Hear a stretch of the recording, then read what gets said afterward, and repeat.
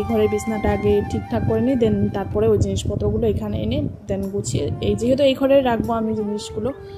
তো যাই হোক, এই বিছনাটা উঠে গোছানো হয়ে গেলে দেন তারপরে আমি জিনিসগুলো এখানে নিয়ে আসলাম। এখানে নিয়ে এসে তো আমি সব খুলে মেলে দেন রেখে দিয়েছিলাম। তো এর মধ্যে আমার ফোনে চার্জ শেষ হয়ে গিয়েছিলো, তো ফোনটা চার্জে দিয়েছিলাম, তোমাদের দেখাতে পারলাম না কী ছিল, তো পরে একদিন দেখিয়ে দেবো। তো চলো, বিছানা ওঠানো তো হয়ে গেছে। ওই ঘরেরগুলো তো বললাম তোমাদের সকালেই হয়ে গেছে ওঠানো, তার জন্য ওই ঘরগুলোতে আর গেলাম না। তো এখন ঘর ঝাড় দিয়ে নেব সবগুলো ঘরই। তো ঘর তো এখন ঝাড় দিচ্ছি, একটু পরেই দেখবো নোংরা হয়ে গেছে। আমার ভাই স্কুল থেকে আসার পরে দেখবো নোংরা হয়ে গেছে, ওর জন্যই আরও বেশি নোংরা হয়। এটা খায় ওটা খায় একদম ফেলে ফেলে রাখে, যার জন্য নোংরাটা বেশি হয়। তো এই যে এখন সব ঘরগুলো ঝাড় দেওয়া কমপ্লিট হয়ে গেছে। এবার বাইরে চলে আসলাম উঠোন ঝাড় দিতে। সকালবেলা দিয়েছিল কি না দিয়েছিল আমি জানি না, হয়তো দেওয়া হয়নি, যেহেতু সকালে প্রচণ্ড বৃষ্টি ছিল।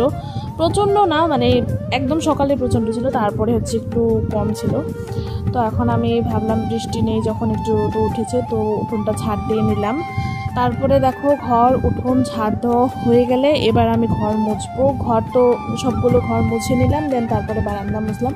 ঘরগুলোতে আর ভিডিও করিনি, ঘরগুলোর কথা তো বাদই দিলাম। এই বারান্দাটাকে দিনের মধ্যে 14 বার করে মুছলেও পরিষ্কার থাকে না, কারণ বাইরের থেকে ধুলাবালি আসে। আর বাইরে গেলেও যে পায়ের থেকে লেগে যায় আর কি পাকার মধ্যে। তো কি বলবো, আর এইভাবে পরিষ্কার করে রাখতে হয়। তো যাই হোক, এবার বারান্দা ঘর মোছা হয়ে গেছে। এবার এই বারান্দাটা ছোট বারান্দা বলতে পারো, মিনি বারান্দা। তো এটাকে মুছে নেব। এটাকে মুছবো কি, এটাকে তো আমি রোজ একদম মোছার সময় আমি ধুয়েই দিই, কারণ এটাকে মুছতে গেলে অনেকটা সময় লাগে আর পরিষ্কার হয় না ভালো করে। ধুয়ে দিলে একদম সুন্দর করে পরিষ্কার হয়।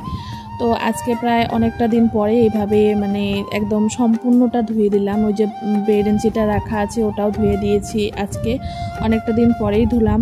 আগে মা ধুয়ে রেখেছিল, তো তারপরে আর আমি হাত দিইনি। তো এবার ভাবলাম আমি পরিষ্কার করে রাখি।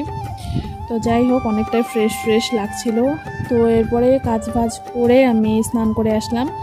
এখন চলো, খিদে পেয়েছে অনেকটাই, খাবো। তো এখানে সকালবেলার কুমড়ো দিয়ে মাছ দিয়ে রান্না হয়েছিল, এটা এখন রান্না করেছে মা ডিম। তো এখন খাচ্ছি। খাওয়া দাওয়ার পরে তো ঘুমিয়েছিলাম, একটু ঘুমোইনি ফোন ঘাটছিলাম। তো তারপরে এই যে ওরা পড়তে আসলো, ওদেরকে পড়িয়ে দিলাম। তারপরে একটু রাস্তায় গেছিলাম, রাস্তার থেকে আসলাম। সো আসার পরে একটু চা টা খেলাম, সেটার ভিডিও নিতে ভুলে গেছি। সো আজকের ব্লগটা কেমন লাগলো অবশ্যই কমেন্ট করে জানিও। দেখা হবে নেক্সট সুন্দর ব্লগে, বাই।